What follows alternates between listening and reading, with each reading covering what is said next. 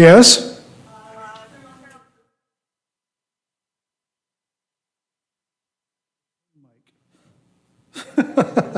Where the hell's the Zoom mic?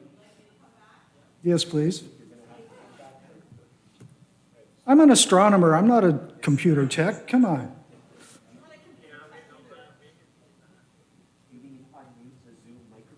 Yes. Okay.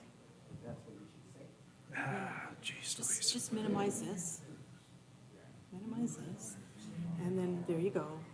Just unmute you. I didn't do that. Video? What the hell are we doing in video? No. Close that.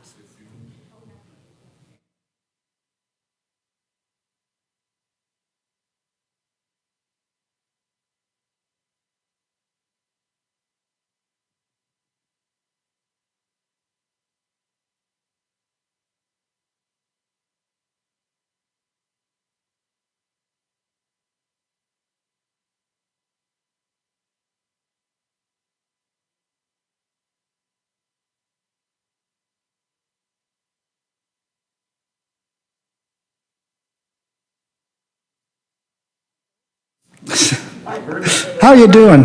How are we doing? Can you hear me? I can hear you. Okay, good.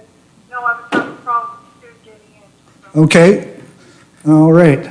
So let's get on with things. Where are we? I guess I should tap the button. Oh, how about that? Oh, how about we get the right button? There we go.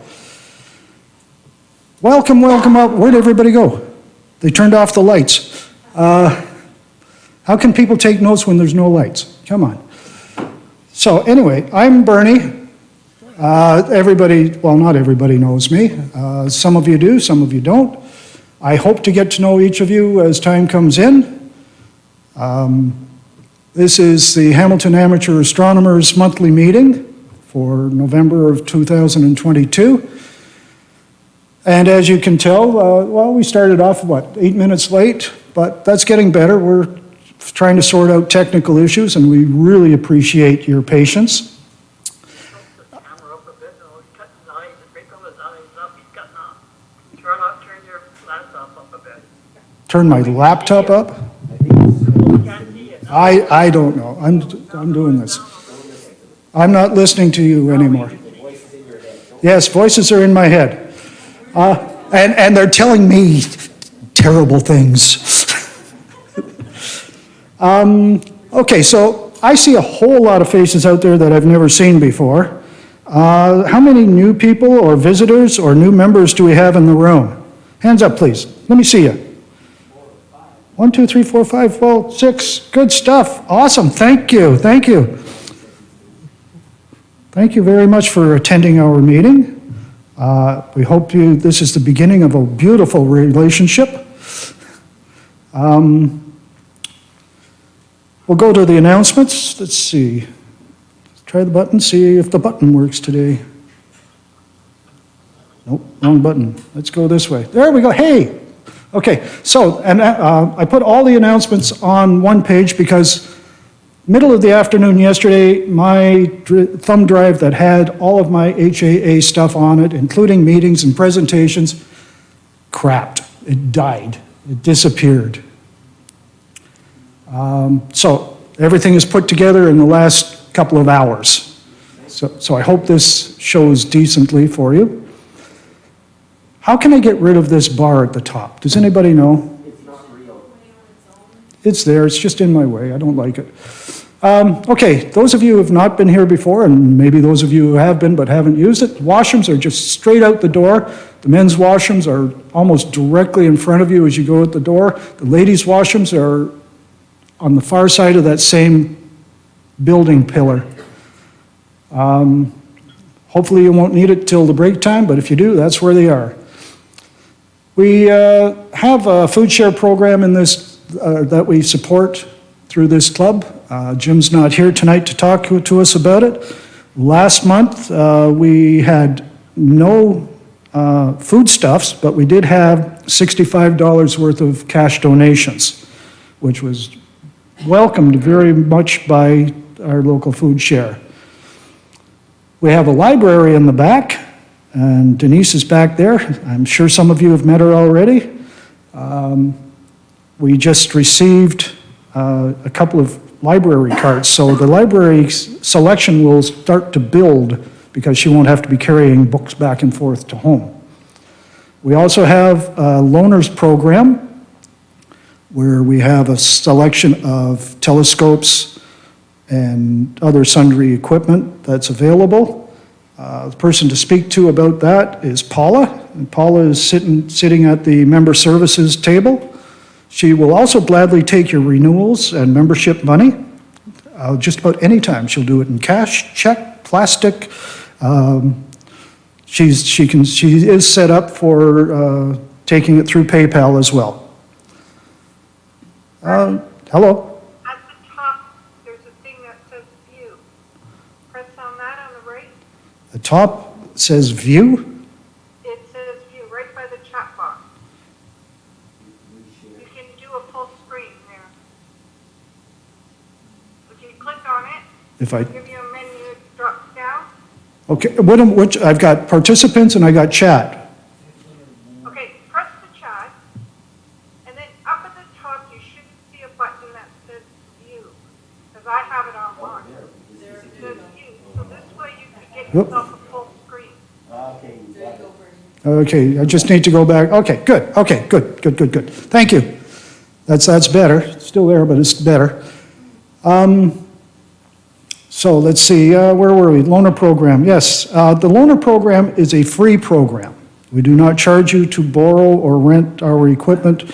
You're loaned that equipment for a specific period of time, and you are expected to return it in good condition, if not better than what you got it. That's always good for us. We have some special announcements that Sue will be giving to us very shortly.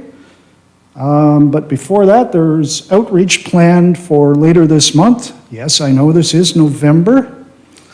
November the 26th, in fact, is crescent moon. It's only the second day of the crescent, so it's going to be short-lived. But Saturn, Jupiter, and Mars will all be visible that evening. Mars will just be rising just after sunset, so that'll be good. It'll be out at the Niagara Gateway Information Center, which is at Casablanca exit. I'm pretty sure most of you know where it is. If you don't know where it is, just GPS it, 424 South Service Road in Grimsby. Pretty easy to get to. You just come off, let's see if I can do the arrow thing with here. You just come off the exit from Hamilton at Casablanca, come up the hill, turn right, follow that down to the light, turn right again, follow it around. The gas pumps are all in here, and we're here at the entrance to the building. Okay, if anybody needs better directions than that, let me know. Share the screen, we can see what you're talking about. I'm sorry? Okay. Okay, so Sue, you had something you would like to speak to or about. Let's hear it for Sue, my second in command here. and problem solver, sort of. Steps in, up and down. Okay, hello, everybody. Yeah, I don't know how many times I've been up and down the aisle tonight, but it's all okay. The first thing I want to talk about is our December cold moon social that we're going to have on the 8th of December, which is our next meeting.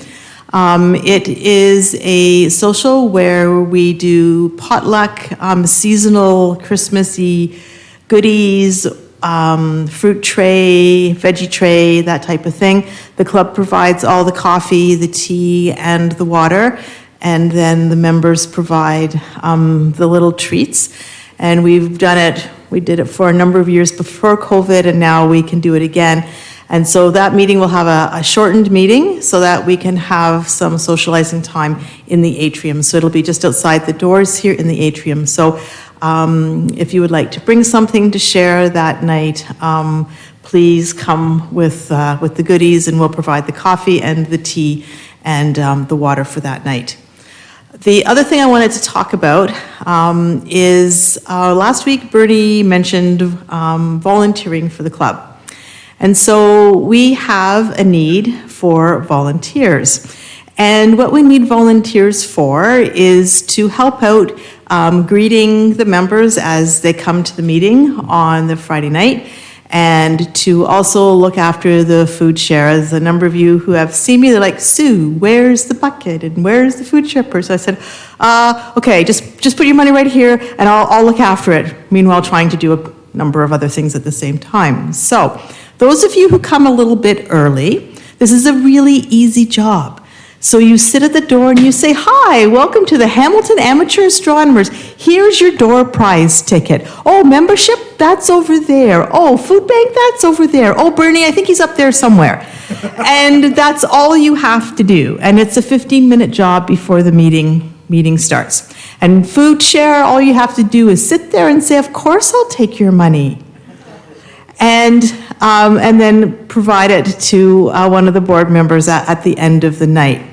So what we're asking is you only have to do this one Friday out of the whole year of meetings. So it's only one Friday where you'd have to come a little bit early, give up a little bit of your extra time just to greet people at the door and to handle the food bank. That's all that we're asking. We will provide you with everything else that you need. You don't have to bring anything to do that. And that would really, really help us out because, as you can see when you come in the door, some of us are running around like chickens with their head cut off and getting ready to run the meeting, setting up the library, doing the membership, all those things. So if you would give up 15 minutes of your time, one Friday between now and June, that would be really, really appreciated by the executive of the club. And if you are willing to do that, come and see me at the break and let me know, and I will put your name on a list. It's a really easy job. It's not hard at all. The pay's not that great, but you know, it's only 15 minutes, so what are we gonna do? You have to, you're sharing your time greeting the people as they come in that evening. And you're making new friends. So if you are interested in doing that, please come and see me, and it would help us out greatly. It's a small thing, but it's very important, and we could use a hand with doing that. So if you want to talk to me about that, you can come and see me at the break when I have my headphones off. Good, thank you. Just a little note as Sue's walking away here. You'll notice that she looked down before she walked. Some of you are going to be asked to speak here tonight, and instead of having you try to work your way across the wires, what we will do is we will turn the mic over to the side here, and you can speak from the side to be just that much safer for everybody, including me. All right. Okay. Doug. The other person from that same table has a calendar review, which I have to plug in here to his, where is it? There it is. Bear with me for a moment here, folks. Here we go again. Oh, sure, give me one that doesn't want to work. There we go. Boom. So the reason that we're doing this tonight, we did have a guest speaker set up, and come on, oops, here we go. Unfortunately, she had a medical emergency, and is this what I want to do? Yes, it is. And she had to cancel on us like 2 days ago. So it was a scramble around to figure out what to do, and it hit upon somebody in the which one am I going? Top line? Neither one at the moment. Sure. There you go. So we'll just put, Minimize that? No, don't start the slideshow. okay, you just want to minimize? Yes, Okay, minimized on PowerPoint. Okay. And where's the drive?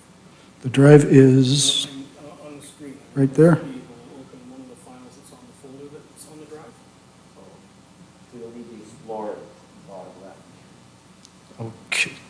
explore it.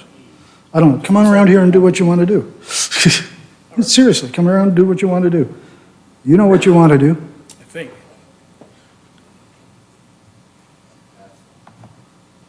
All right, Okay, well, thank you. okay, I'm going to sit over here. Okay. Yes. Okay, folks, as Bernie has explained, we're going to be running through maybe some technical difficulties for a little bit. Part of the reason is that I only found out that I would be doing this presentation about 30 hours ago. Literally, it was Wednesday night about midnight that Sue said to me, "Do you think you could do a presentation?" Oh, all right. So what I'm saying is I need you to practice a whole lot of patience and forgiveness because I'm going to make a ton of mistakes tonight because I've never done this one before. So, suspend your disbelief. But other than that, I'd like to say thank you to everyone. I'd like to start by saying thank you to everyone who helped create the calendar this year. You've done a lot of stuff. Some of you were imaging, some of you were making suggestions, some of you were judging and reviewing the calendar for me. Some of you might even purchase it to help support the club. Hint, hint, there will be some at the back later on this evening, probably about, I'm not sure, that clock's not right. But there will be calendars available for purchase. They look like this, and you'll be able to get them during the break or after the meeting. So, now, but before we get to the images, I want to prepare you for something. What you're going to see on the screen tonight here at McMaster Innovation Park and at home on Zoom will not be the same as what's printed in the calendars. There's a couple of big reasons this happens, but the main one is that the printer who we use to print the calendars is unable to get the paper to glow as bright as the screens that you have at home where you see your pictures. It's just the way the technology works. Maybe next year we will change printers so we can get better images on paper, but what can you do? One of the things that I wanted to say is that at one point in time during the process of putting the calendar together, I was concerned that we might not have enough photographs to come up with 32 images to put in the calendar. Thankfully, Bernie sent out an email and our members responded with a tremendous effort and submitted 62 images for consideration this year. And I want to tell you that all of the judges, there's a selection committee that look at the images and pick them. I don't pick them. But all of the judges told me they had a horrible time trying to pick the image that they wanted to look at. So I wanted to maybe spread some of that judging committee or selection committee joy around. And by doing that, I'm going to show you some of the pictures that were not selected for the calendar this year. These are all of the images that have been submitted, but the selection committee, for a variety of reasons, didn't put them in the calendar. Now, that's not to say that these images are bad. In fact, there's quite a lot of really good images. So many good images came in that we could have probably produced 2 or 3 or maybe 4, well, the math's not right for that. We could have done more than one calendar anyway. There's no bad ones, but council said we couldn't do more than one calendar. So I'm going to issue a bit of a challenge tonight. I'd like you to spend some time. I'm going to show you a video with the images that were not selected. And I'd like you to spend some time and look at them and decide which one of these images you would have picked instead if you were on the selection committee. So that being said, let's have a look and see if I can get this to work.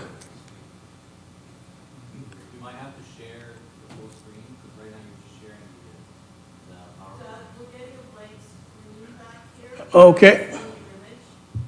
Oh, because you're sharing an application, that's why. Minimize this slideshow, and maybe not. Okay, what am I doing now? Try share screen. This time, share screen, and then pick the screen.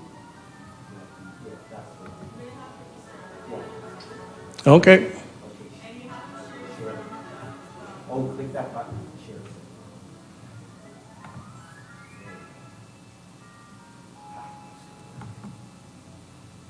Ta-da, maybe.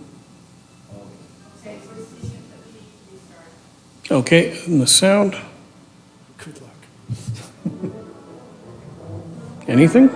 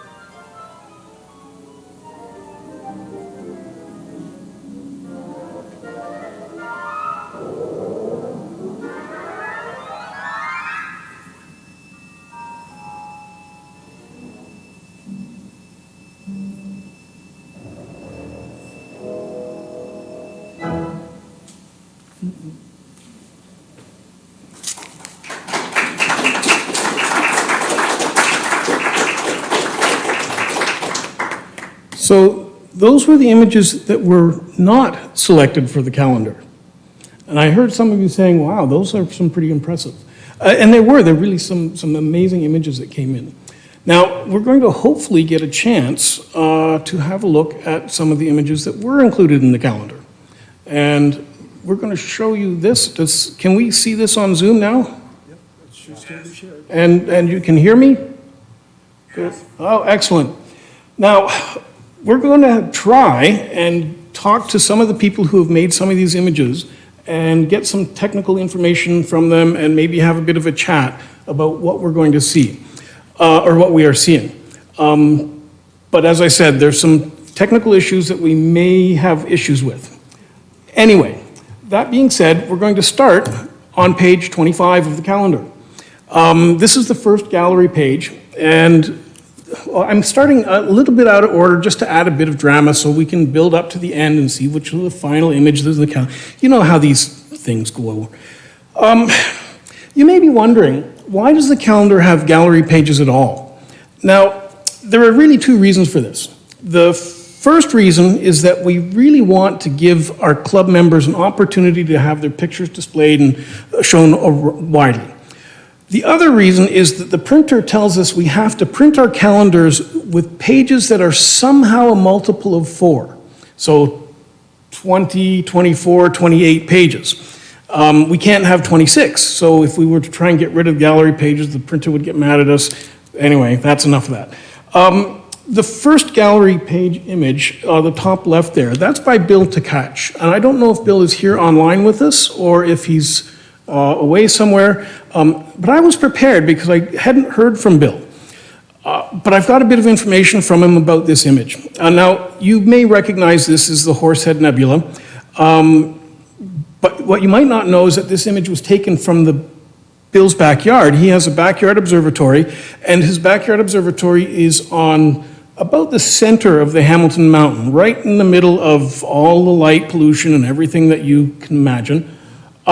This Horsehead Nebula, it's one of the stars that's on the easternmost side of Orion's belt. So if you're looking for it for yourself, go find Orion's belt. It's probably up, well, not quite yet, but it will be there soon.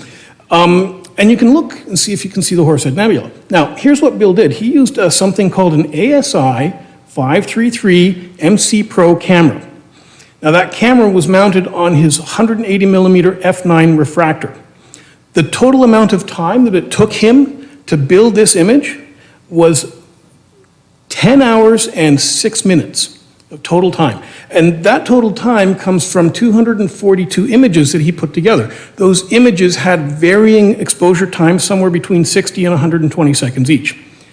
Now, Bill didn't take all 242 of these images in one night. In fact, he spread them out over 10 nights. So he was out there taking images. Orion is something that you see in the winter for 10 evenings. Bill also didn't tell us, and I found out later, that those 10 evenings were spread out over 3 years. So Bill is dedicated. Now, the next person's image that we have coming up is Dan Copeland. Now, I know Dan is on Zoom. I'm not sure Dan's going to be able to talk to us. Dan, can you hear me? I can hear you. I don't know if the rest of the room can. So Chris is trying to make it work that way. So hang on, Dan, if you could keep talking. Okay, I'll keep talking. I can hear you. Do you, How about anyone in the room? Can you hear Bill? Or sorry, Dan? Watch out for feedback, get something in between. okay, I'll keep talking, but I got talked out about a half hour ago when I had to talk with the microphone trying to get the sound system in the room. Okay, Dan. Well, how about if I ask you a few questions then? Okay, I guess you got audio feedback, that's why it's Okay, what are we looking at? the tripod nebula. Go ahead. Yeah, and I took it back in, I think, July or August, up at Bacchus, up in the field up top. Somebody mentioned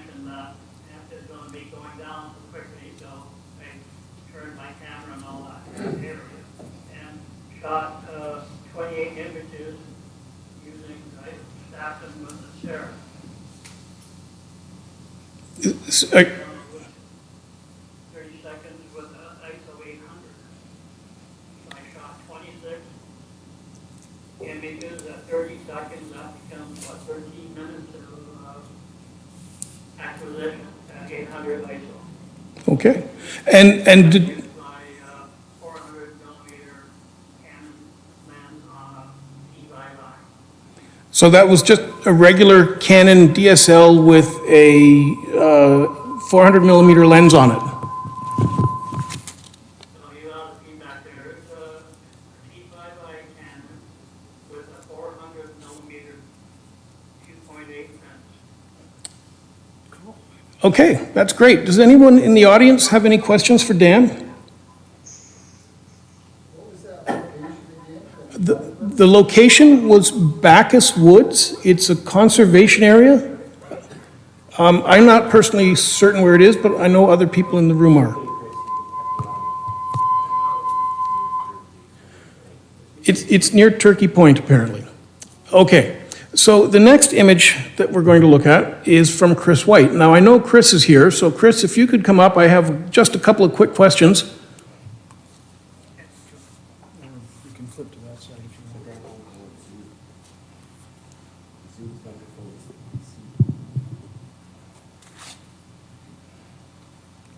See, I always knew I'd get you to the front of the room.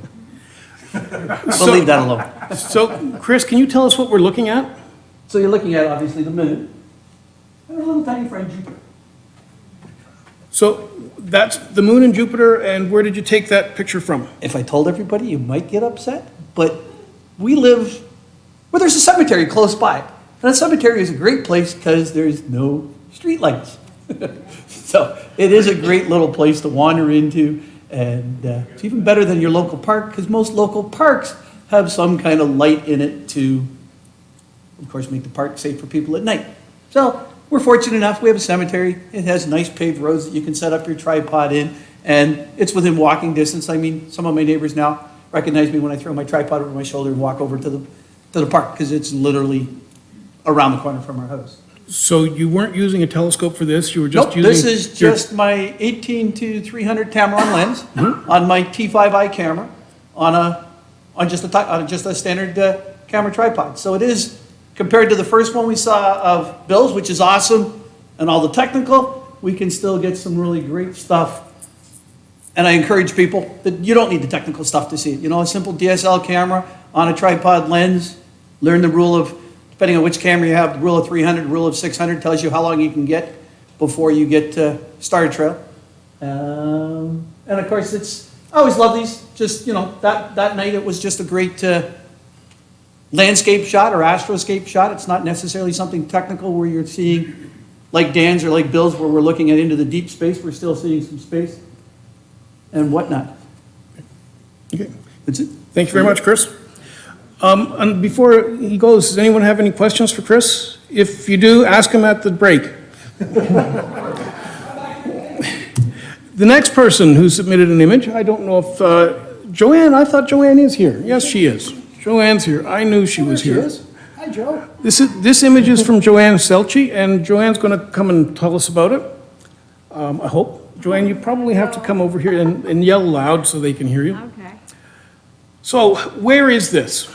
So this is a moonrise picture over Benidorm, Spain. And I don't have a camera with all those letters and numbers. I have my cell phone. And I love photos of anything having to do with the sky. So it's handy. I have it with me. And I saw this site and I thought, oh, that's just gorgeous. Because you'll see another photo, I think, which is sunrise over Spain. So this is the moonrise, and it was just a beautiful night, and I just love the colors and the moon. So, cell phone, it's handy.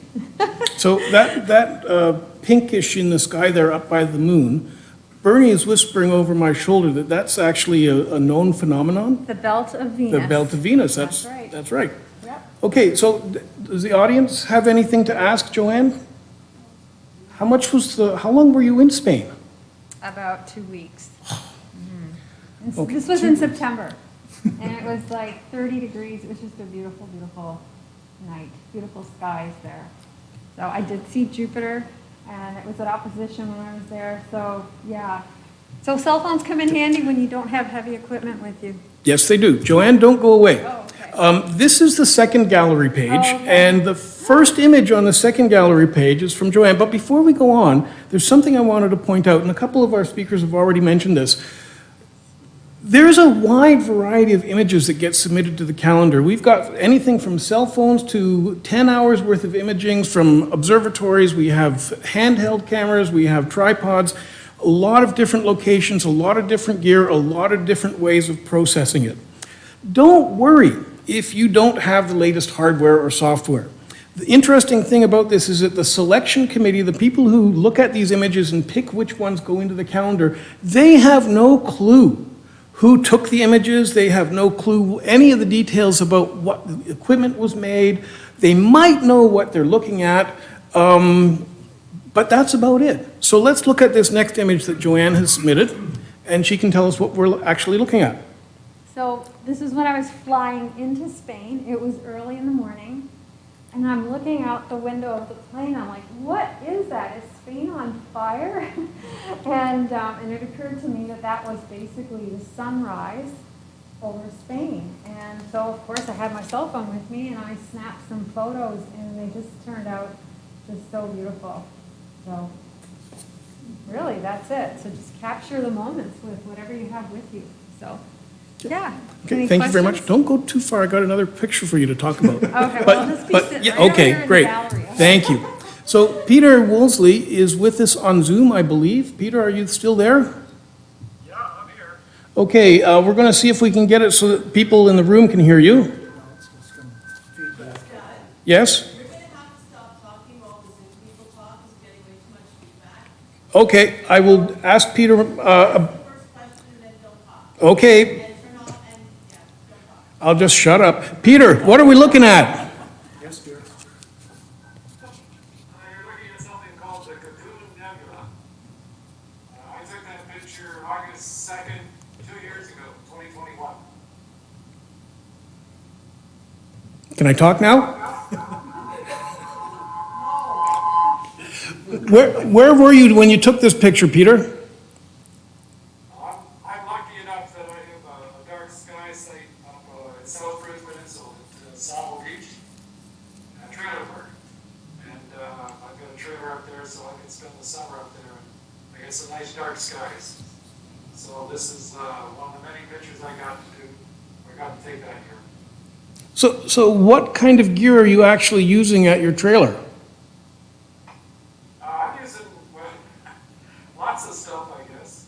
I have a computerized mount, so motors that or move the telescope so it follows the rotation of the sky all evening.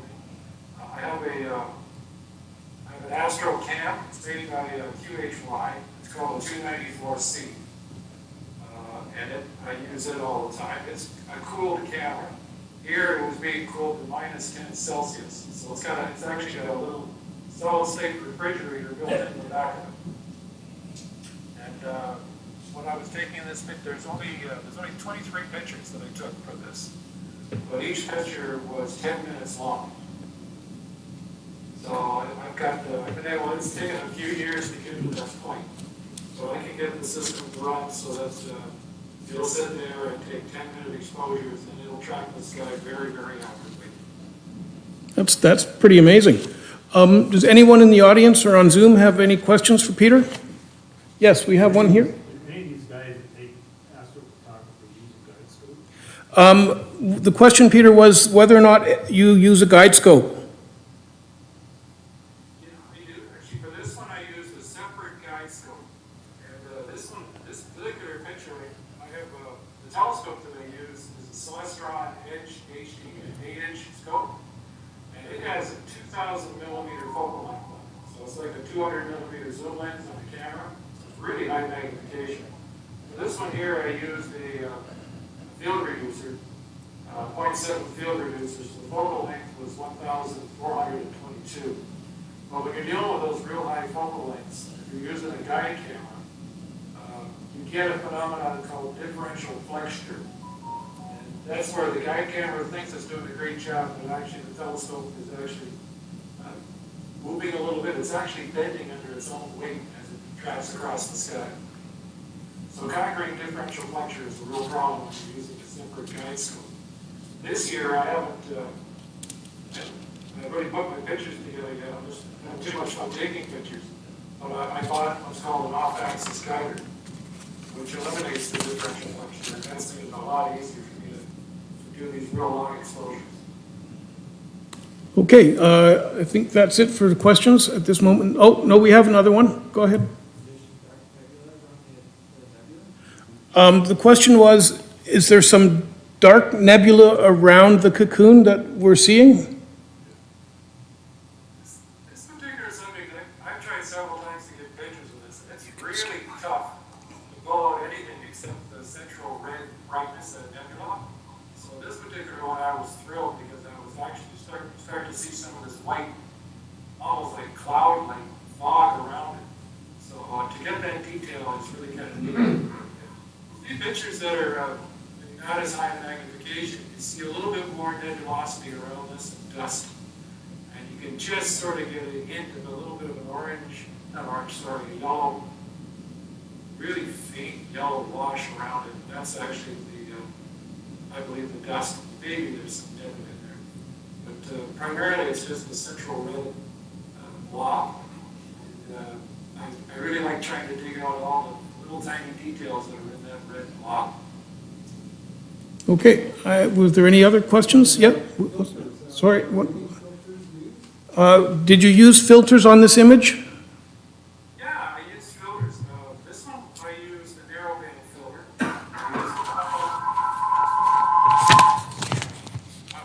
used an Optilon L-enhanced filter. And so it really chops down on light pollution. And it only allows things like hydrogen.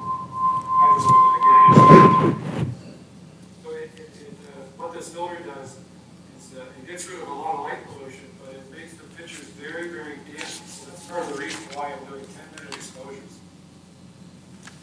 Okay, and I believe we had one more question. Oh, okay. So I think we've exhausted the questions. Thank you very much, Peter, but don't go away. We got one more of your images coming up later on. Okay. Next. This is another gallery image, and this one is by Bernie. Now, Bernie, this is your moon picture, and I wondered, when did you take this? Oh, geez Louise. Took this I told you last to year. prepare. Oh, well, okay, I took it when I was outside. Ask a stupid question. Yes, I believe this one I took back about February, just past. It was one of those nights that I just happened to be out, and the sky was clear, and I had my camera with me. I had the whole kit, so I threw the 300 millimeter lens on it and stood it up on the camera tripod and took a few shots, and that's the one that turned out the bestest. So you didn't use any stabilization other than your tripod? Just the tripod. And it wasn't tracked? No tracking. When you're shooting the moon, you're only shooting 1/500th of a second or whatever. You don't need to worry about that. In most cases, even just straight handheld, you can catch the moon without any, and have it come in focus. The more detail you want, of course, the more you're going to have to stabilize and such. But anybody just starting, you start off using your cell phone, you just take a picture, just up and click. Just do it quick. Don't hold your breath. Don't try to do anything. Don't lean on a building. Then the next time, lean on the building, and so on. Work your way up. And you'll eventually hit something like this. I like this one because it shows the poodle so very well coming out of the doghouse. Does anybody know what I'm talking about? No? Okay, let's see if I can show you the poodle. There's the head of the poodle, I believe. Oops, no, sorry, I'm upside down. There's the poodle there, the head of the poodle. There's his back, there's his hind leg, there's his belly, There's his front leg, right there, and here's his tail, this little ridge, and there's the pom-pom on his tail. Everybody see the poodle? Okay, Yeah, well, Bernie, we all see the poodle. yeah, Thank come you very on. much. Okay, you'd have to see it right side, you'd have to see it right side up. Okay. If you look, the next time you look at the moon, look at it just after first quarter, you'll see the poodle. When you get your calendar, turn it upside down. Yep. So you can see the poodle. There you In the go. moon, if you want. Thank you, Bernie. Hey, kids love it when you show them the poodle at outreach. This image is the last image from our gallery section, and this is from Sylvie Giannette. Sylvie, are you with us tonight? Yeah, I'm here. So I wanted to ask you, I think I know where this is, but could you tell everyone else? Yeah, it's in Bedbrook, Fletcher Road, right across from the new school there. I was on my way home from, I was on a quest looking for sunset. And, I didn't really find anything spectacular, but when I got home, I parked in the school and I set up my tripod and I seen these clouds with all these beams coming through and I went, wow, this is leaving a cosmic impression on Earth. It's beautiful. And I looked at the cornfield and I went, wow, that's just amazing. And there's the picture. So you just used your regular camera that you had with you? I used the Canon EOS Rebel 261. I used landscape about a guidance of metering. That shot was an f8 with 160, ISO 100, and I used a 250 millimeter STM 55mm camera. Okay, that's interesting. Does anyone in the audience have a question about this image for Sylvie? I have a question about one of your earlier images, Sylvie. Now, most people don't know this, but the image of the moon that we had earlier in the shot that was not accepted for the calendar, you had a silhouette of a plane. Yes, that was exciting. I was on a veranda, and I just wanted to capture a few shots of the buckman, and I did. And when I brought it up on my Photoshop photo thing, I seen that little plane. I caught a plane going by, and it was really cool. So I sent it in. I just kind of thought maybe, I got the good part of the moon, but I just got the silhouette of the plane. So I don't know if it's either or how it works. Like you either get the plane in a blurry moon, or you get a good moon, silhouette of a plane. Well, personally, I like the image that was the silhouette of the plane. But some people in the audience are nodding in agreement, but you can't see them. Well, I don't know, does anyone else have a question for Sylvie? That was the one in your view, by the way. Okay, thank you. Okay, moving on a little. That's the gallery images. We've got 8 images in the gallery so far, and I wanted to say, as the editor, there's a benefit to being the editor of the calendar. Every once in a while, you get a surprise. And this year, an image turned up in my mailbox that was a surprise. Joanne Selchi took this image. Joanne's still here, so she's going to come up and tell us exactly what we're looking at. It didn't get selected for the calendar because it would be difficult to reproduce well, but Joanne, what's the story here? This is when I fell in love with astronomy back in 1977. My high school English teacher ran an astronomy club and set up his telescope on the front lawn of our high school, hooked up his camera to the telescope, and I took that photo. And it's the Apennine Mountains with Eratosthenes and, oh shoot, I forgot the name. Archimedes? Is that how you say it? Archimedes? Archimedes.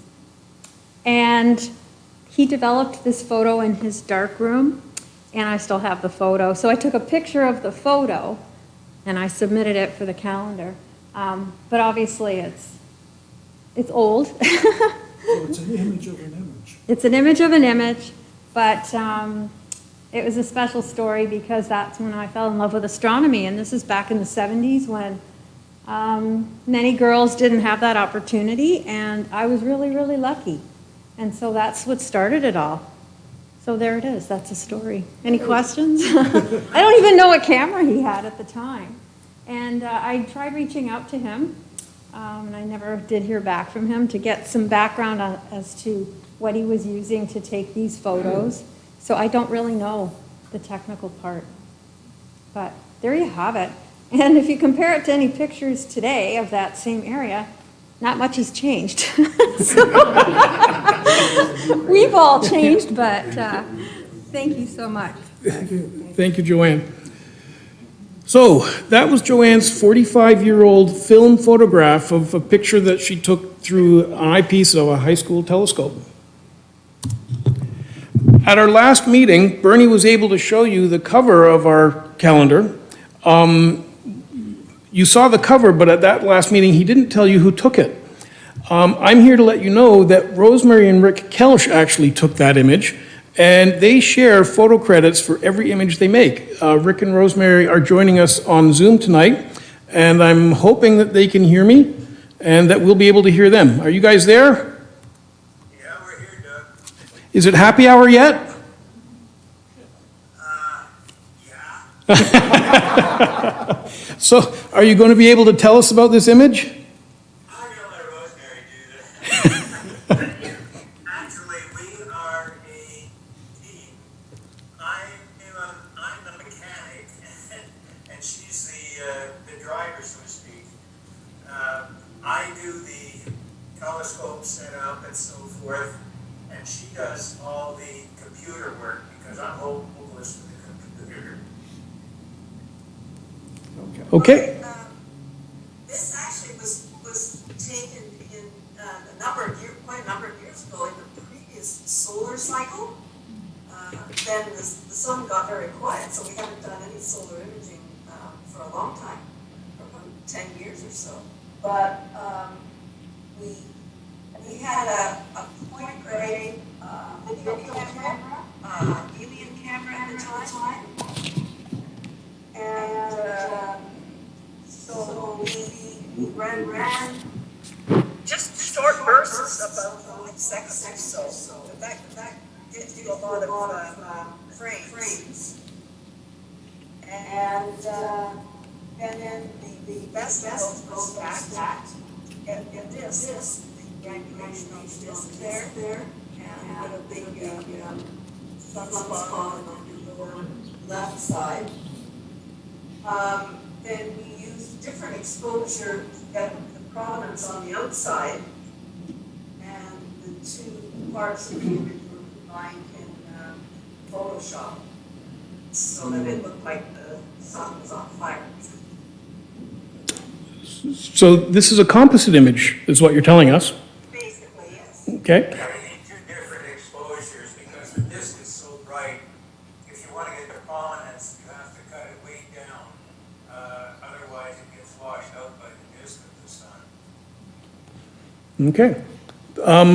I have a list of the equipment that you have used, and it's going to be printed in the calendar, so anyone who is interested in finding out what you were using is going to be able to look on the calendar and find that out.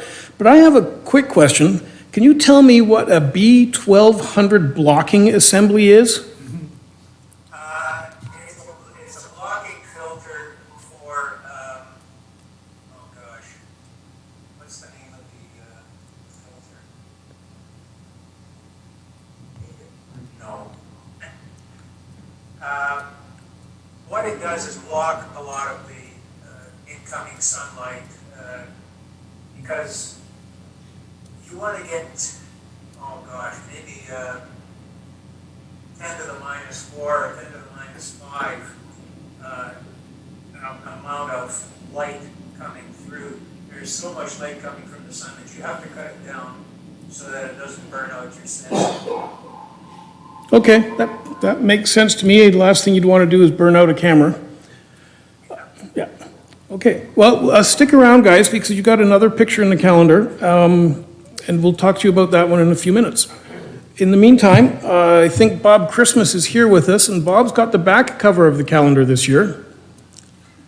So, Bob, can you come up and let us know what we're looking at?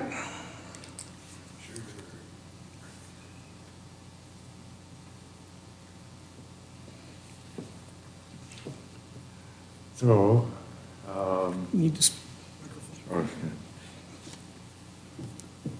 so this was not this week's lunar eclipse, obviously. This was last November's lunar eclipse, which strictly speaking was a partial lunar eclipse. It became almost total. It was, the moon was 98 or 99% covered by the Earth's shadow or umbra, the inner shadow. This was November 19th, 2021. I had the gumption to get up at about 4 a.m. that morning with my Canon 40D DSLR. I had my 100 millimeter telephoto lens on a fixed tripod. I had it set at f-stop f4. This is a composite image. It's a combination of a 1 second exposure for the moon, and the star field is from a 4 second exposure to get the stars better, especially get the Pleiades better. So a pretty simple camera on a fixed tripod, although I did a little bit of work in the GIMP, which is a photo processing program very similar to Photoshop. So I used it to get this composite image of last fall's lunar eclipse, and it just so happened to be right beside the Pleiades. And yes, It's always a that's good place it. for the moon to be. Yes. Thank you. Thank you, Bob. Any questions? Okay. This is January's image, and it was taken by Janice Mannering. Janice is working this evening. Matthew said that he might be able to be around and talk about it, so here's Matthew. Hello. Oh, hello. So this is a picture of M81, M82. That's 81 there, 82 there. And up near the top there is NGC 3077. And we did a lot of imaging at Bacchus Mill down near Long Point this year. A lot of the time it was terrible. The sky was horrible, but Janice was able over a couple of nights, I believe, to get 45 3-minute exposures. She was using her Canon 6D Mark II, which is a full frame 35 millimeter camera with an 80 millimeter apo, and she was borrowing my EQ6R mount.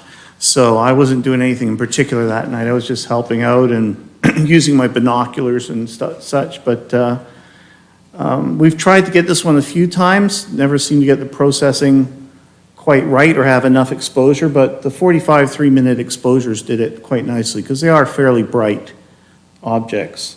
We don't use guiding. We never have. Well, that's not quite true. I tried it once and I just about ready to throw everything right over the fence. So we just do a very careful polar alignment, and you can go 3, even 4 minutes with a short focal length scope. That one is a 480 millimeter scope with the camera on it. No filters. That's it. Any questions? Any questions on Zoom? Okay, thank you, Matthew. Okay, the next month is February, and this is Lorraine's image. Lorraine, I know you're here tonight. Could you please come and tell us what equipment you used to make this? To get this image. And I don't know how to make the stuff at the top go away. Well, first, I would like to say thank you to the Up to the microphone. calendar committee, and particularly to Doug, who took the time to take a high resolution picture of my painting. So therefore, the moon does not show a poodle. Actually, a couple of months ago, I committed myself to do a solo show. It won't be till fall 2023 at the Hamilton Air Force Club in Dundas. And because of my love, particularly for abstract acrylic painting, and my love of the night sky and the universe, I thought, why not incorporate both together? In abstract, I like to put something authentic in the picture too, so that the viewer can identify with something other abstract. A lot of people don't take to abstract art at all. So I've decided to put either constellation, nebula, aurora, moons are particularly nice to do in each painting I do. I've got to produce 20. I'm on the 6th, so I'm getting there. So this one, and actually, in the ones he showed earlier, it was my first one for the show, and it was the one I preferred. But when I finished it, I thought, oh no, it's a vertical. You can't take verticals. So then I did this one. In the other one, I also have a moon in it, and it's the Aztec moon, which identifies a rabbit in the moon, which is really neat. So I really like using symbolism. Even native symbols are really quite unique in their moons and in their identifications of things. So this is, and I start with the background, just slap on a color, and actually this was to be flipped the other way, and then when I turned it around, I just decided on this look. And then it just came to me, put a moon in it. This is not an original idea of capturing the moon, but it's my image of it. And with abstract art, you don't have to be particularly specific about reflections or dimensions. So my reflection can be the same size as the moon, that's fine.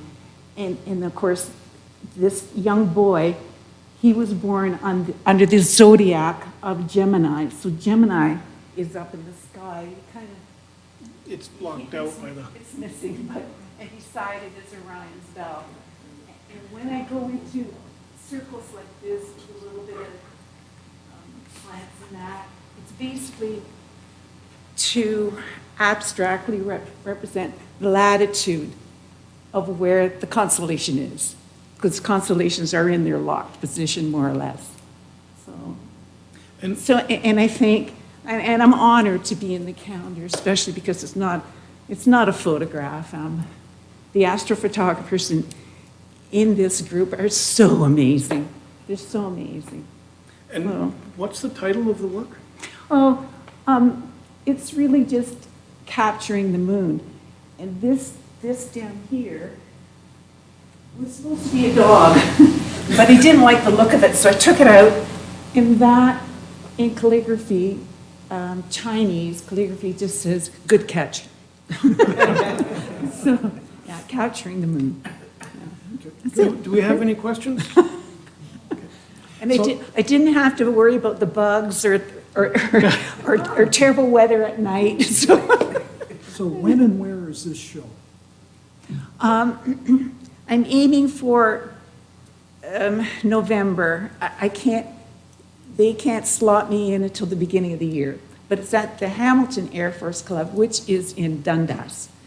But when it's all set, I'll be sure to let everybody know. You're welcome to come because there'll be food and drinks and everything. So thank you so much. Thank you, Lorraine.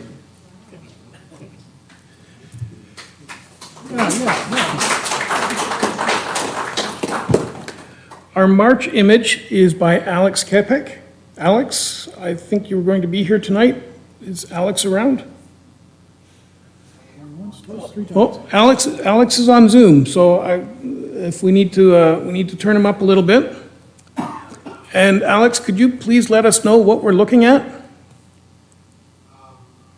looking at, I guess, more of an artistic impression than really what I was kind of aiming at that, although we're looking at the element trunk nebula here in the constellation Cepheus, which is about 2,400 light years away. I took this from my backyard. I'm in Burlington, so I'm at Walker's Line of Kew, and it's like probably not some of the best dark skies around where I am. So, you know, of course, I was using the filter from this. I used the optical elements to block out everything I could from where I am. And this is about 39 soft frames that were put together. The exposures were 3 minutes long for each one, so we're looking at about 2 hours total integration time on this one. I did actually take quite a few more. I ended up actually throwing out quite a few subframes just because my Celestron EVX bound, is up to par, I guess, with the 6R Pros and stuff like that. So I had some trails I had to throw out, but I still had 39 subs. And the equipment I used on this one is Work Scientific tripling allo 102 millimeters. It's F7 scope. I used a 0.8 film reducer filer, so I cut that down to 5.7 or so, something like 5.7 probably. For the show to make it a little bit faster.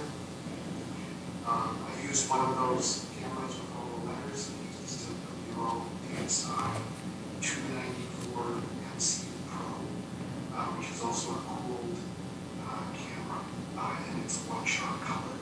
So no, I didn't use red and green filters on this. I just used the LEDs.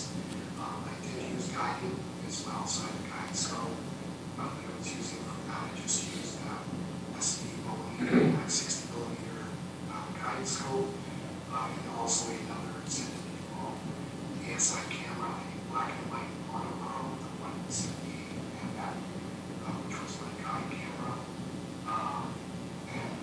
Yeah, as far as processing this, I was, this year I've really kind of got my fingers kind of bug. So I took this was the end of August, August 27th or so that I took this picture. And I, still learning. I use the nighttime imaging and astronomy software in that. I had to kind of like set up and program the telescope for all the tracking and taking pictures throughout the night. And I use PixInsight software for the post-processing to stack all the images together, do the denoising and trying to bring those colors out. And that's where this one was kind of an oddball for me because I processed this picture probably about 3 or 4 times with PixInsight, and it just wasn't coming out right. I just didn't like it. I was trying to do my best, still learning stuff. And then I, watched the videos on YouTube with various astronomers around the world and their techniques and trying to pick up on things too.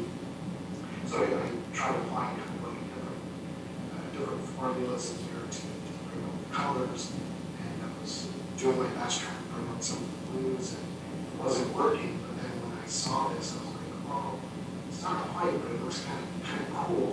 Like it's a little unusual composition. The way it's put together, but it looked really cool, and yeah, it turned out great. So I'm thrilled and get to be the calendar. It's one of those pictures where you kind of process it like that. Maybe no one might notice that. Processing. Lo and behold, it's the guide and the beauties and the so it's very exciting those things. So thank you. Well, I can tell you that the selection committee was impressed with the picture, as is everyone in the room here. Thank you very much, Alex. Unless anyone has any questions, he's answered most of the ones that I have had, so I'm going to move on. Thank you, Alex. The next image is from April, and it is from Pavel Cullum. Pavel is here with us, so he's going to come and tell us a little bit about this picture.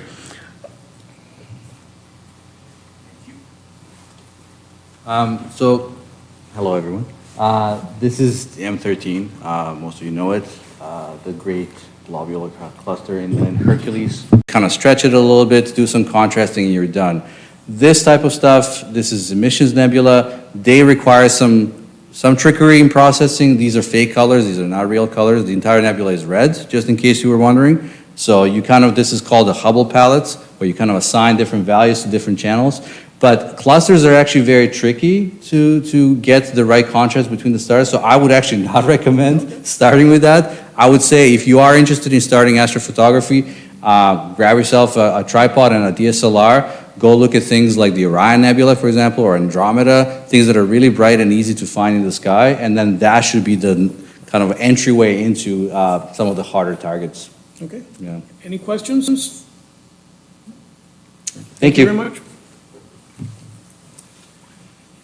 Matthew, it's your turn again. This is the July image, and Matthew, I believe this is the Western Vale. Yeah. So this data is from 2019. Over the years, you learn different tricks with processing, and when I had that data at first, back then, the results of my data processing were so bad that I didn't even submit them to the calendar or anything. It was horrible.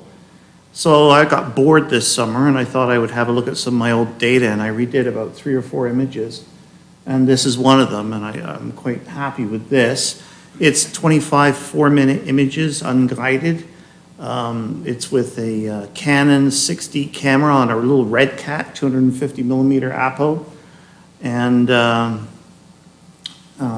it's just sort of proof that you can actually go back, revisit your old data, and you can apply what you've learned in the meantime and get a better result. My previous result was just a mash. It was terrible, and I over-processed it and over-sharpened it. I ended up with all these fake little stars, and it's all over the place. I just gave up. So yeah, that's basically about it. So we don't use guiding ever, as I said the previous time, and but we do have a little camera that goes onto our EQ mount, and that ties into your laptop, and in about 5-6 minutes, you've got a super accurate polar alignment, and that's why we can go so long unguided, is because we're usually within 30 arc seconds of being dead on. So with a short refractor, you can easily go 3 or 4 minutes if you've done everything right. So that's about it. And as for the previous two, the pictures, the M13 and the Eagle, I just wanted to say that those were two of my first things I ever took pictures of. And I remember seeing the propeller in M13. It was just awesome on my camera. And then when I got the Pillars of Creation on my camera screen, the first time I was jumping up and down. I mean, it's just, you shoot, take a picture, and there it is. It's really cool. So I encourage everybody to give it a go. Don't worry about the equipment you have. Just give it a go. See what you get. Thanks. Thank you, Matthew. Dan, are you still with us? Okay, you're up again. What are we looking at? We're looking at the Irish Peninsula, and I'm not really in a strong run at taking pictures, so I don't get too deep into the actual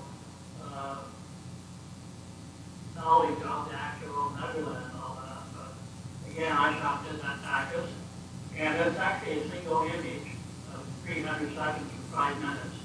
That's 3,200 ISO. So no stacking involved. It's just in a simple implementation. I took it into a free program called Faststone that you can get for a PC. I processed it in that free software. And I stretched it in there, brought it up that way, and brought the lids up with it as well. And basically it, again, shot at Bacchus. Okay, and just for the people who are here who may not know, how far away is Bacchus Woods from Hamilton? It's 1 hour and about 15 minutes. Okay, it's not too far. And Going down to the area. yes, it is closer than other dark sky areas. Did anyone have any questions for Dan? All right, thank you very much, Dan. You're off the hook for the rest of the night. Yep. Someone owes me a beer, I tell you that. September, Mr. Gover, are you with us? John? Yes, I am. Hello. Hello. So, So first of all, I won't take much time here, but I gotta say something first. Dan's doing, Doug, we were just talking together. Doug's doing a fantastic job showing off all these beautiful photos and giving credit to all of these people. But Doug has done a masterful job of putting this calendar together, and he's not giving himself some credit for it. And it's a lot of work to put this calendar together, amass all the information that goes into it, coordinate all the different people involved, oversee the actual production of the physical calendar. And I did this for several years, and I know how much work it is. And Doug has done an exemplary job, and really, as we admire the photos of all these different people, we need to admire the work that Doug has put into it as well. He doesn't get a pretty picture, but he's put in more hours than everybody else here. So a big thank you, Doug. you are,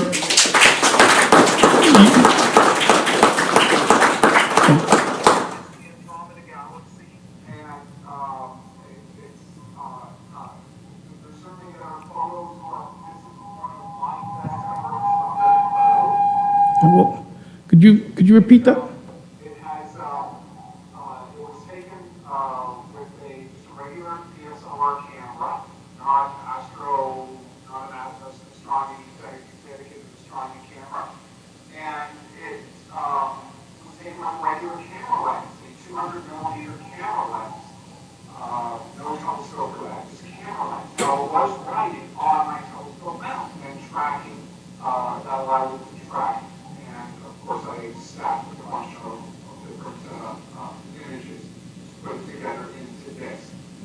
For me, the biggest thing that makes such a big difference in getting together a good astrophoto is getting out under a dark sky. And this photo here was taken when we were away at a cottage north on the Bruce Peninsula under some really nice dark skies. That just makes taking a photo like this so much easier. And the observing is good too.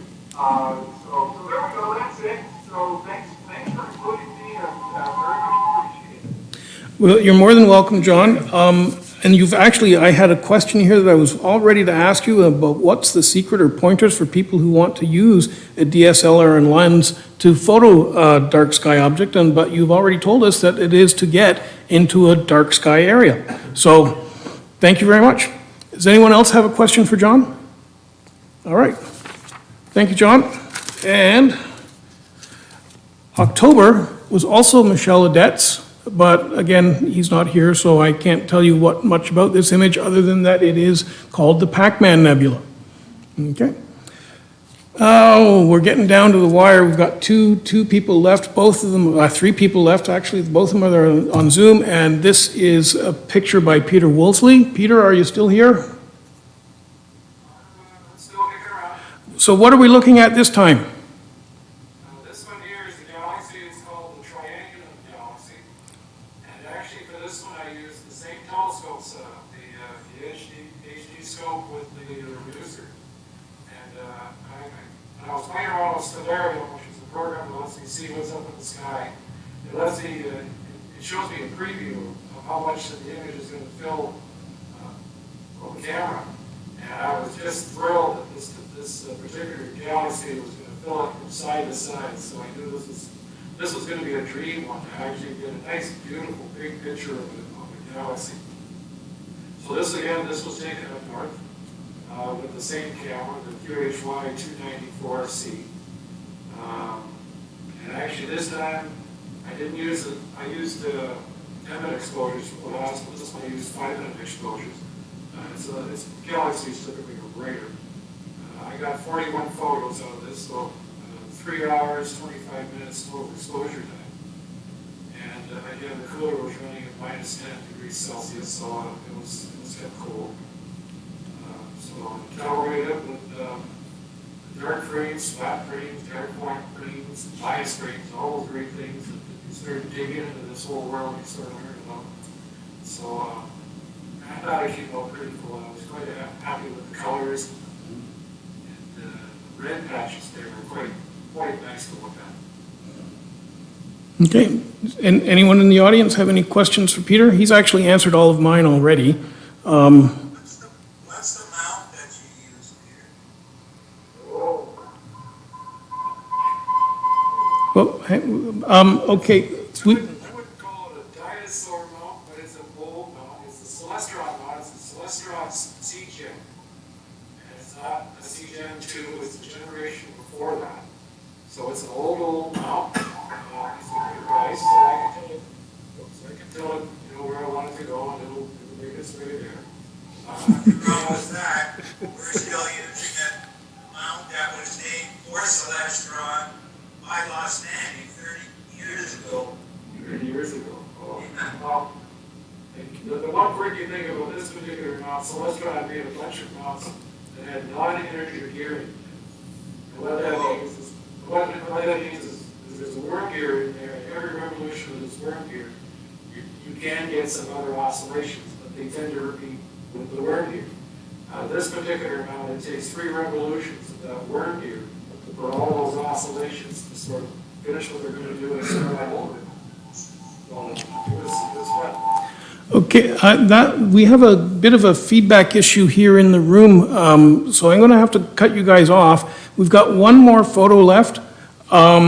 Rosemary and Rick Kelsch, you have the December photo, and I don't know if you can hear it, but there's a whole bunch of oohs and ahs in the room when they get to see this. Could you tell us what we're looking at? Oh, first off, you didn't use the H2 filter or the B1200 blocking thing, did you?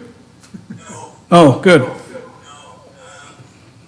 We actually use 2 different telescopes. I have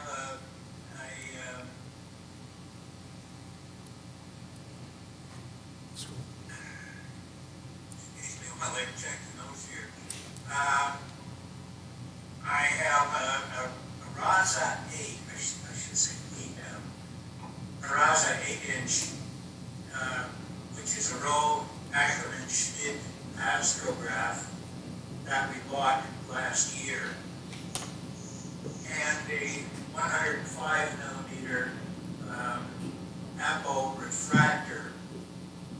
And we used an ASI 294 MC Pro color camera with the Raza astrograph. And we have them mounted side by side on our Los Angeles G11 Gemini mount. And with the refractor running at f4.5 with a focal reducer, we took a fair number of hydrogen alpha to blend in with the color. And I have to admit, I'm sorry I'm not bragging, but this has got to be the best astrophoto we've ever taken, and we've been doing it for many years. All right, this is the Fox spur and the Cone nebula. If you look just below the red star, you can see this thing which does look a bit like a fox spur pelt. The kind that the ladies used to drape around their necks and their feet. And the cone, of course, is the dark intrusion on right, the right. And when we were able to assembled this, got basically a total of 6 hours of exposures here. We usually do 5-minute subs, and this particular collection of nebulosity is in Monoceros near the Orion Nebula. Okay, so thank you very much. I don't think I have any questions about this, except I have one comment. When the judges were looking at this picture, I was told that this is also called the Christmas Tree Nebula. So that is one of the titles you will see for it in the calendar, and that's also the reason it was picked for December. So you will have something appropriate to hang in your house if you buy one of these calendars for the upcoming holiday. So I'd like to thank everyone who participated. Oh, we have one more question. The face in the picture? Yep, I see it too, it's in the middle, it looks like Santa. Okay. Where to God, it does, it's Santa Claus in the cactus. There you go. Okay, so we've invented a new name for an astronomical phenomena, and we will send it off and see if we can get that approved. Bernie, that'll be your job. You know all the people who do that. I'd like to thank everyone who has added to the calendar and who's participated in all the various forms that you have done it. I have just a couple of questions left, and it's really for you to think about for next year. Which image would you have picked if you were on the committee, and what image are you going to submit to the calendar next year? Thank you very much. I have to unshare you.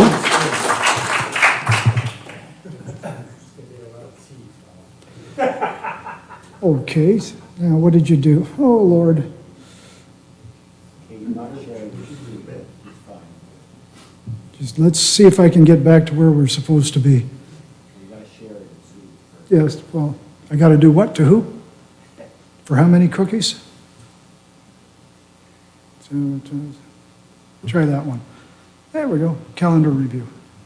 Continue. That's when you have right because Zoom isn't getting the picture.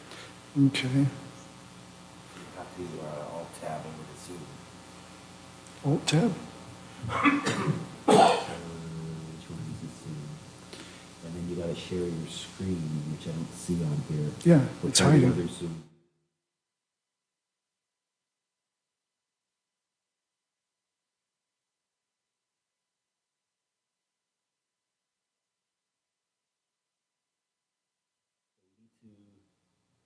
Put the buttons on there.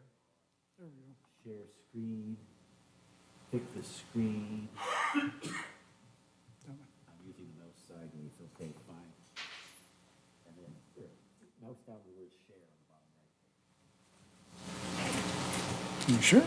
Yeah. Okay, you're good. Okay, so we're going backwards. Okay, the calendar review. We're going to come into break time now. But of course, this is Remembrance Day.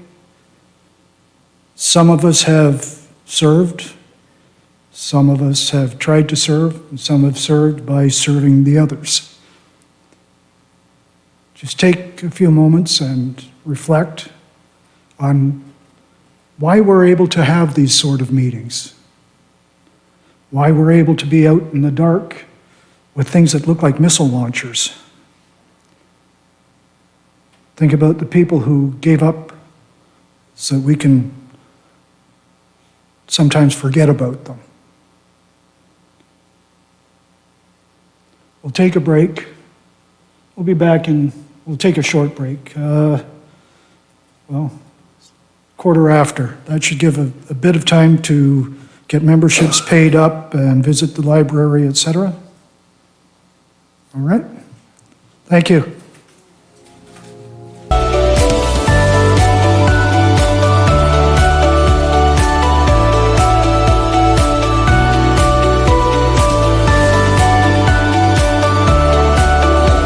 Sure.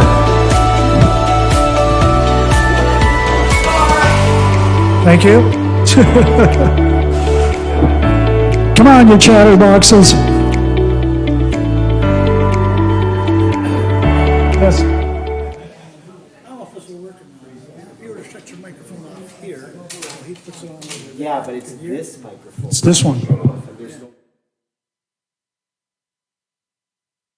Okay, I'm back on. But if he would shut it off, it would work. All right. I know that was short, and I know we've got people still working in the back there, but we just got to get going or we won't get home.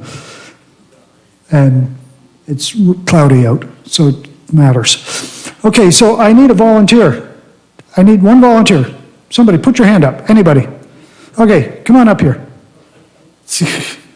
You've been voluntold. Okay, we have our door prizes tonight. I have the whole shebang, another book about meteorites, the universe from your backyard, very good book, used, and another planisphere. I have those somewhere around here. They're down on the back table.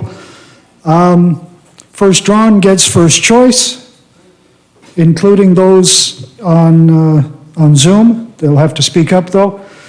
There are 4 prizes out there to choose from. We're only drawing 3, so I am going home with 1 book, but this at least gives you a choice if you're last called. Hello? Oh, Jesus. Here. Okay, start talking. Start talking, okay. Can you hear me now? Okay, I hear a voice over here, that's good. Okay, thank you. So yes, as I said, our friends in Zoom land are also eligible in this draw. They have to figure out how they're going to get their book, because I'm not mailing it and I'm not driving. So, if you will draw the first number, please. These are, did we even do tickets for our Zoom people? Okay, well, that makes it easier. That definitely makes it easier. How many people do we have on Zoom? Don't worry about it, Bernie. 17. 17? Guys, I forgot to put your name on the draw ticket tonight, so I apologize. I'll be more on the ball next week. Okay, so the odds just got a whole lot better for the rest of us.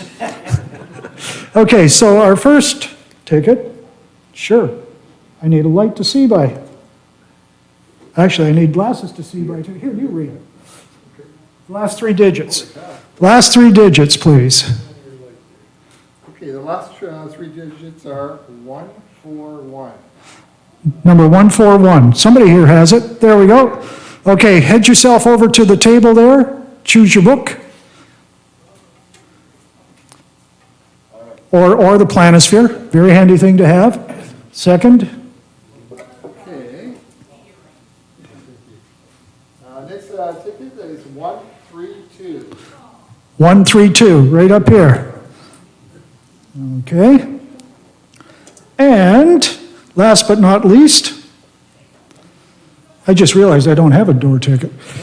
And the last ticket is, it reads 142. 142. Verifying. Do you have it? Do you have it? Yes, no? Okay. Oh, okay.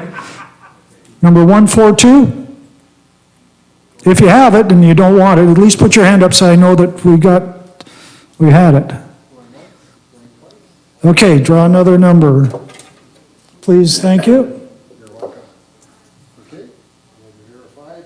It's 126. There we go. We've got a winner. Okay, we got a winner. Awesome. Thank you. Thank you, Andrew. Okay, so. Oh, sure, now, come on. Right now, Yeah, well, neither one of them's working.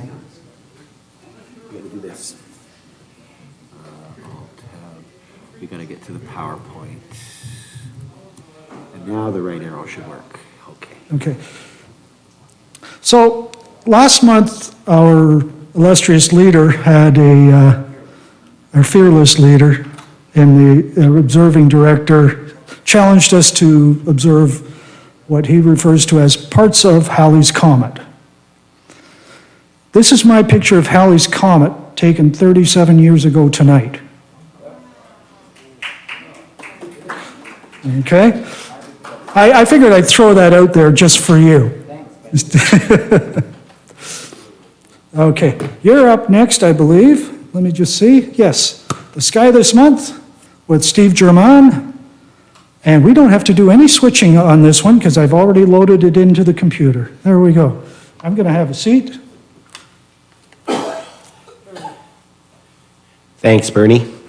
So this is new to me, this PowerPoint stuff. Let's see how I do. So there's my title. So this is my Halley's Comet observing report that I crafted based on my observations. I was out for approximately an hour and a half total.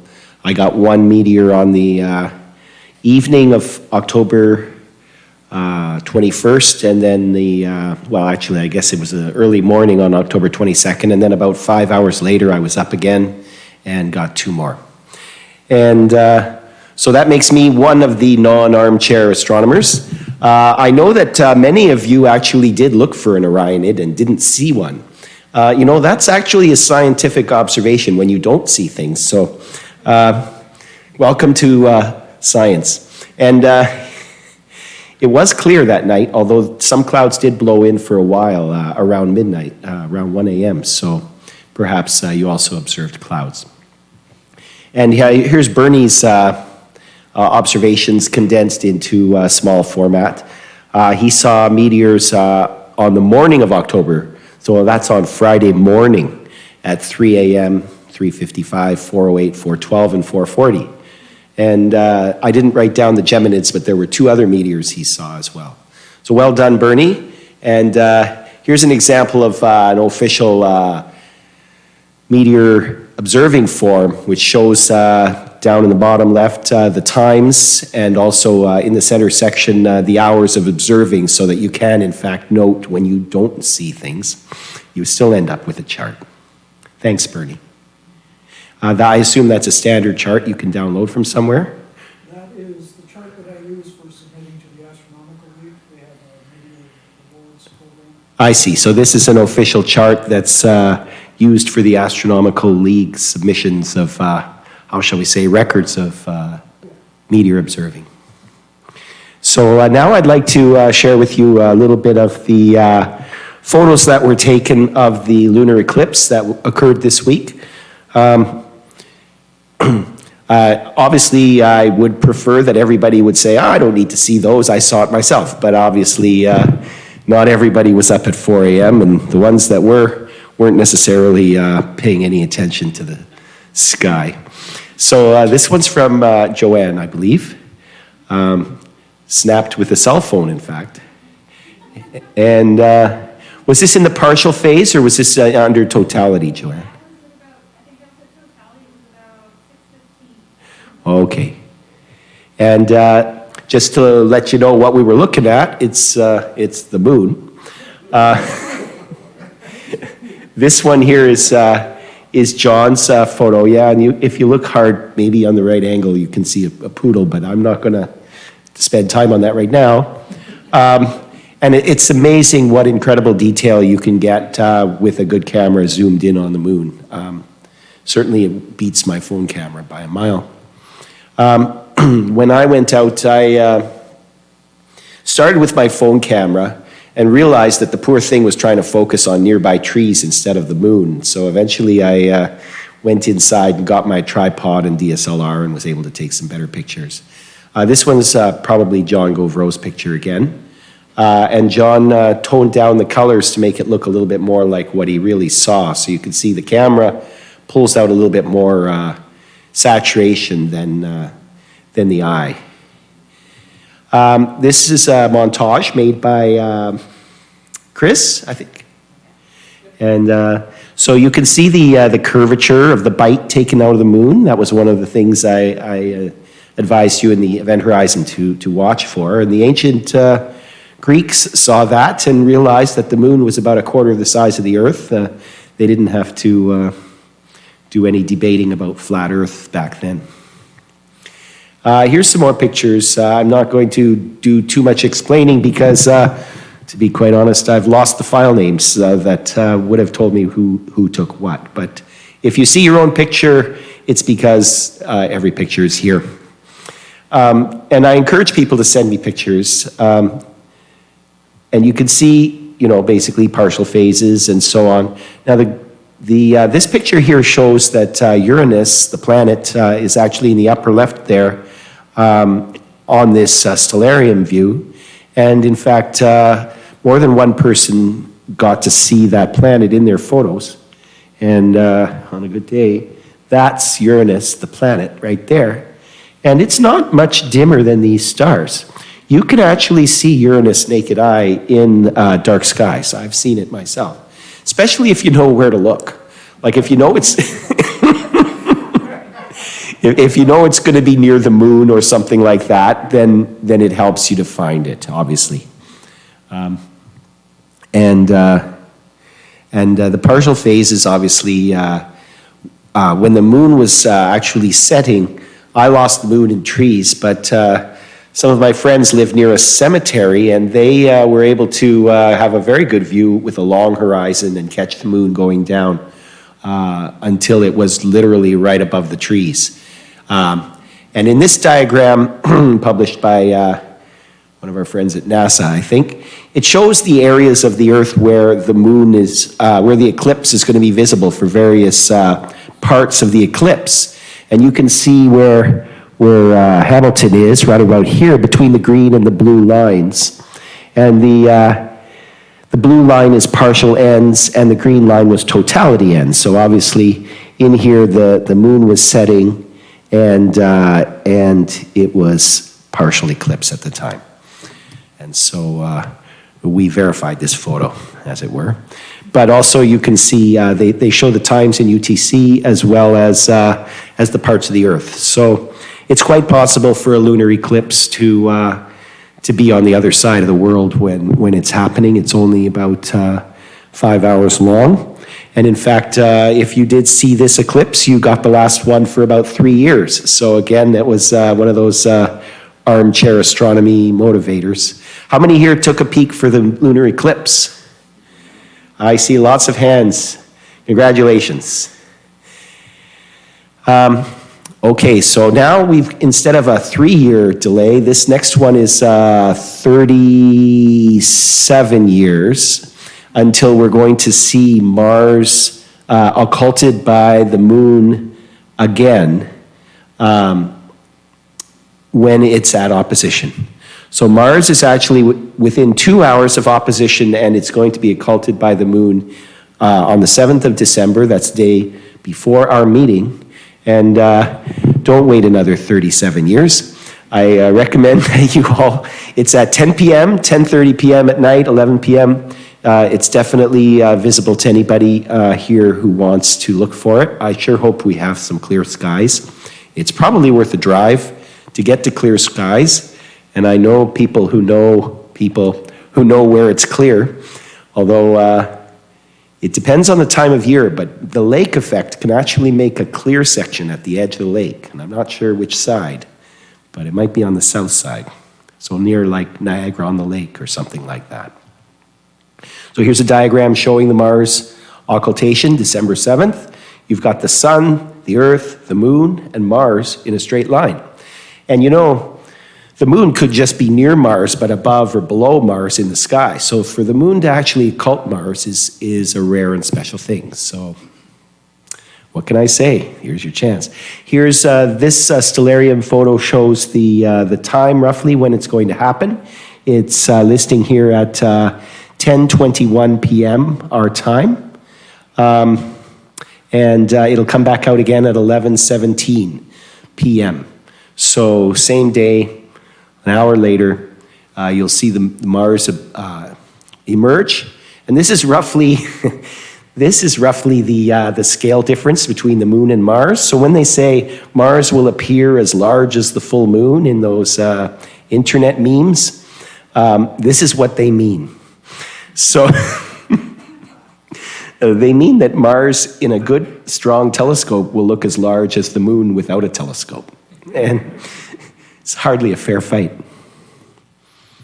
And that's basically the extent of my armchair astronomy. I do want to give a shout out to the Event Horizon and all of the observing lists and recommendations that are in there, published by Bernie especially. They're very valuable. Somewhere in here, didn't quite make it into the PowerPoint, is the upcoming meteor showers. We've had our Halley's Comet one. You're not going to get another armchair challenge of a meteor shower, but you're certainly going to get observing recommendations. The Leonids are coming up, and the Geminids in December are actually one of the most meteor-rich meteor showers of the year. And if it wasn't for the fact that it's really cold, they would be more popular than the Perseids. So I encourage you to keep an eye out for meteors and catch a shooting star when you can. And I think that's about it. I'm just going to rack my brains for a second if I've thought of one more thing. So, so the most important thing is that you will get an armchair challenge for every month of the year, but it's going to be the interval between the meetings. So we won't be meeting again until after the Mars occultation. So even though it's not in November, it counts as this month's event to not miss. And I'll give the floor back to Bernie, who will finish off the meeting with some excellent announcements and other details.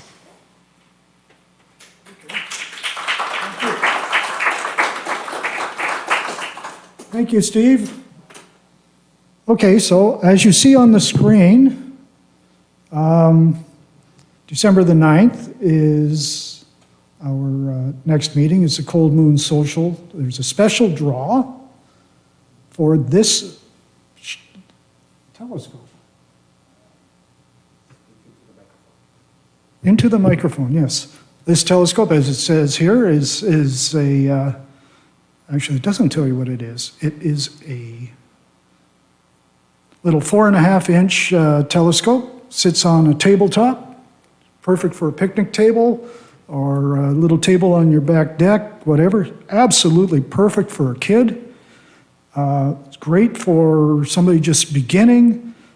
It's a decent telescope. I've used it. It's very good. But you have to be here to win this. Okay? Pardon me? How did we come about owning this telescope? This telescope came about, I salvaged this. Somebody had bought this telescope a couple of years back and wanted to introduce their kids to astronomy, etc. And they took it up to the cottage without ever reading the instructions on how to use it. So they were at the cottage for about a week, had 4 days of cloud, one decent night, and several hours of frustration. It came home, went into the closet, and stayed there. I found out about this while I was investigating another telescope that I had purchased, and I thought, this needs rescuing. So I purchased this telescope and brought it home and used it a couple of times and decided, somebody else could use this and it would be very good for someone else. I don't need something this size. So I cleaned it up a bit and I won't say donated it to the club, I sold it to the club. I got my money back, basically, and it is now free to the winner next month. Yeah, you're welcome.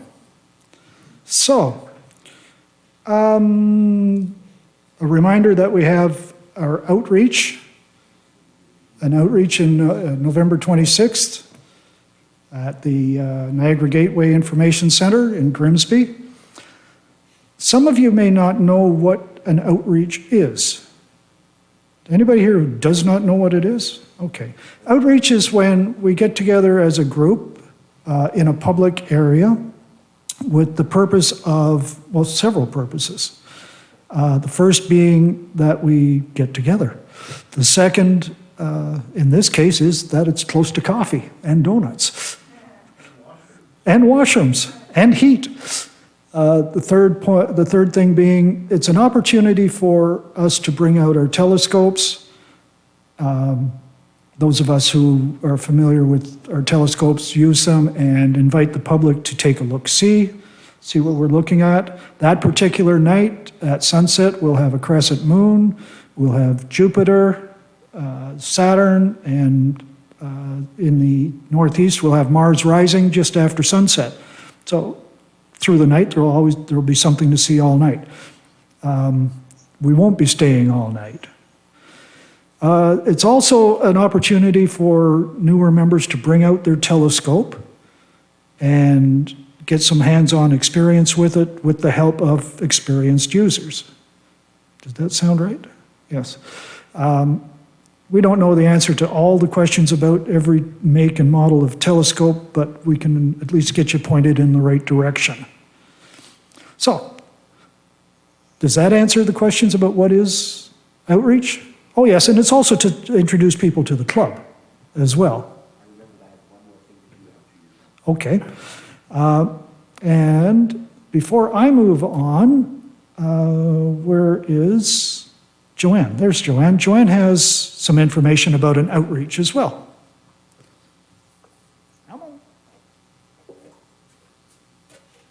So I look after outreach for specific invitations for the club. And I just got one today that I'm wondering if anybody would be interested in helping me with, probably in the new year. And this is going to be for little 4- and 5-year-olds. So it takes kind of somebody who's interested in doing that kind of astronomy outreach. I love doing that. It often includes crafts, but looking up at the sky as well. So if anybody would like to do something like that, talk to me at the end, and I can give you some more information. Okay, thank you. You're welcome. Thank you. And thank you, Joe, for being our ambassadress and doing such a fabulous job. Okay, let's see. Did I have anything else? No. I have one more thing. Yes. There you go. Okay. Okay, so I neglected to include one other item in my presentation, which I want you to see, and that is, that's not it. Yes, it kind of was. Let's see. Here we go. It's just an extra page. So they ran a supercomputer simulation of the early Earth being hit by a large object, and animated it with appropriate artistic license, I think, maybe. But what it shows over a period of about a minute is what happened over a period of about a day to the Earth when it was smashed by a Mars-sized planet. What they didn't show, or didn't say, was what the probability of this being the outcome was. But I'm going to play this, and it has some music that you don't need to hear, but basically it shows that I think they gave it a name. What was the name of the thing that was supposedly hit the Earth? Thea or something like that. Okay, Thea did us a big favor, made us a moon, and it only happened because of an extra little blob that sort of put the other piece into an orbit rather than having it fall back onto the Earth. So here we go. 2 minutes. Okay, yeah, let me do the...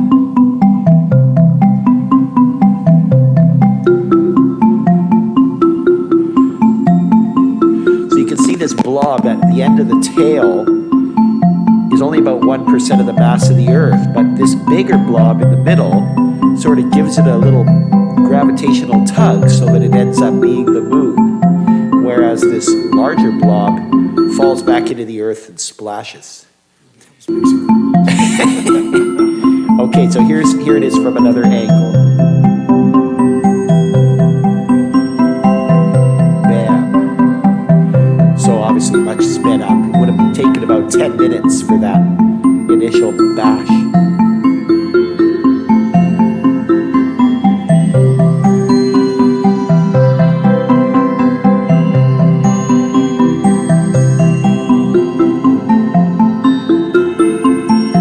there's a lot of other debris that eventually either got flung out of the Earth-Moon system or fell back to Earth.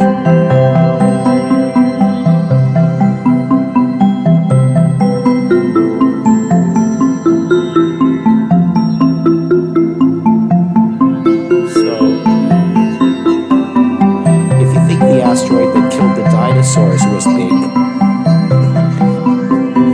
At least there was still land and water.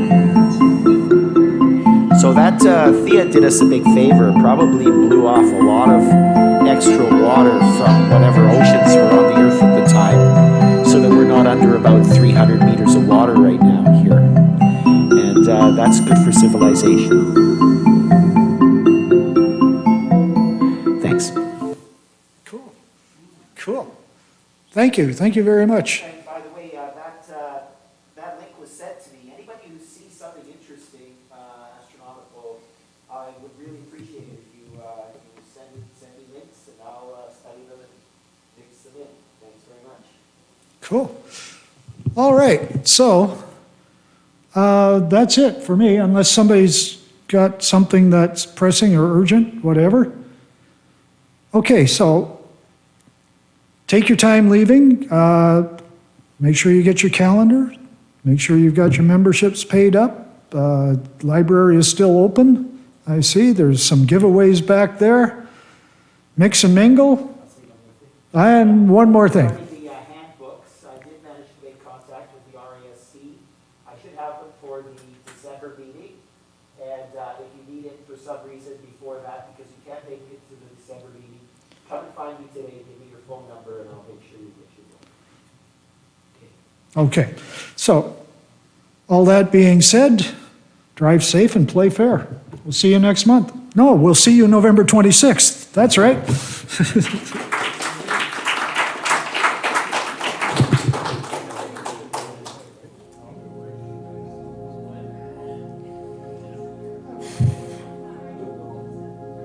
Well, that's not too bad.